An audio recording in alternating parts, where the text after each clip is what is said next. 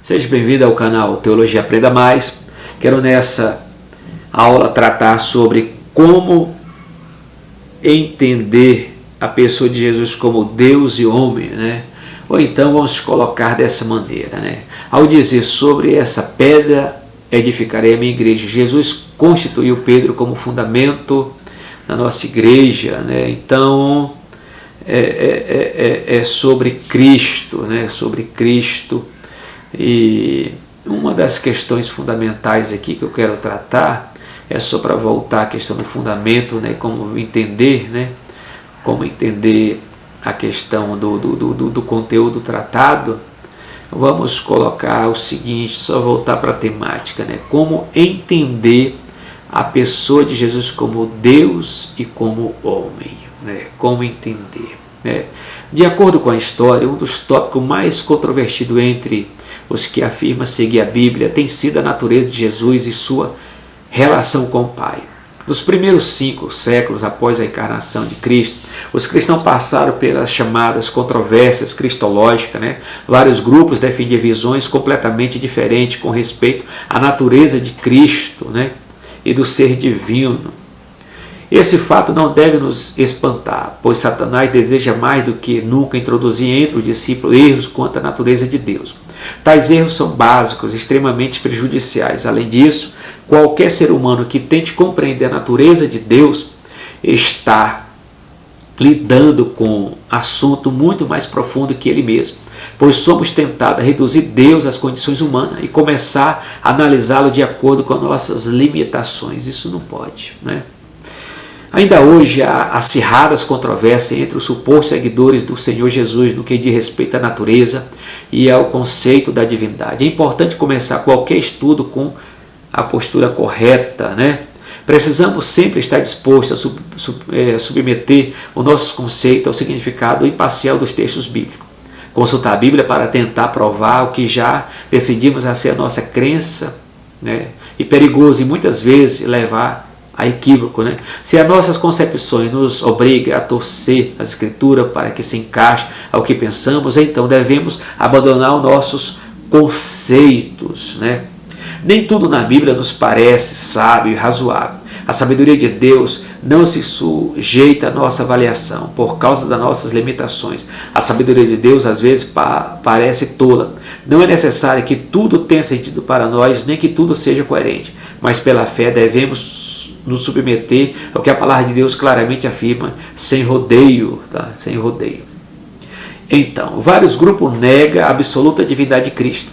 Os testemunhos de Jeová, por exemplo, negam que Jesus seja Deus, né, com D maiúsculo.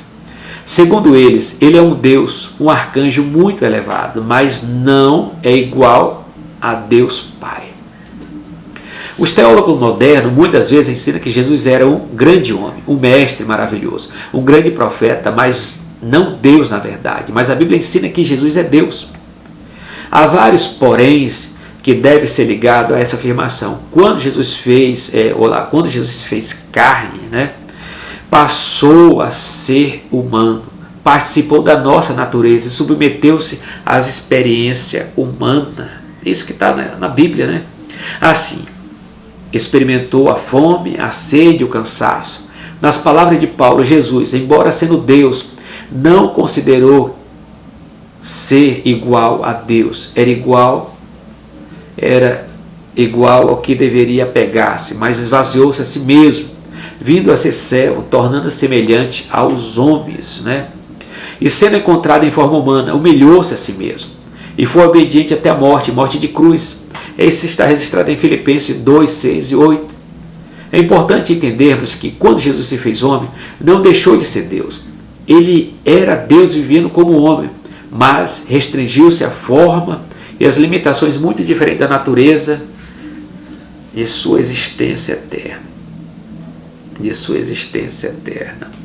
O que eu quero ressaltar dentro da decisão do Concílio de Calcedônia, que trata da carta, né, que foi escrita, né, a carta de Calcedônia, né, a decisão de Calcedônia, defende a questão da união hipostática, a união das duas naturezas de Cristo em uma só pessoa, né?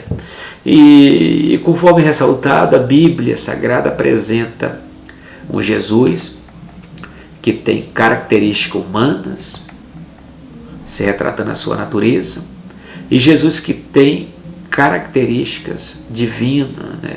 Como Deus sentia, como o homem ele sentia fome, como Deus ele é o pão da vida, e etc, etc, né?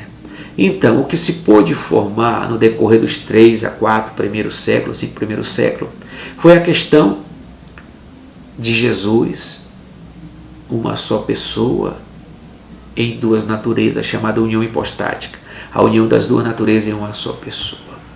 E a base que temos para essa doutrina está na Bíblia Sagrada. Está na Bíblia Sagrada. É o que temos para pensar e analisar, né? Então, aquela pergunta, quem morreu na cruz? Foi a natureza humana ou a natureza divina, né? Sabemos que próprio de morrer é a natureza humana, né? Mas quem morreu na cruz foi Jesus. Foi Jesus, que tem tanto a natureza humana como a natureza divina. Ele que morreu na cruz. É como a decisão de Calcedônia, 451, a carta a Flaviano, quando diz que Jesus é Deus, homem e homem Deus. Essa é uma verdade absoluta, fiel das Sagradas Escrituras. Mais uma vez, obrigado. É uma provocação. Eu vou retratar esse assunto em Cristologia. Em Cristologia eu vou aprofundar mais um pouco. Isso você possa estar acessando o nosso canal Teologia Aprenda Mais. É mais uma provocação dentro da apologética para pensarmos acerca de Cristo, que é Deus verdadeiro, né? Como diz o teólogo Blanchard, né? Quando Jesus desceu do céu para a terra, ele não deixou de ser homem. Quando ele voltou da terra para o céu, ele não deixou de ser Deus. Ele continua ainda com duas naturezas, divina e humana, e uma só pessoa divina. Mais uma vez, obrigado na paz do Senhor.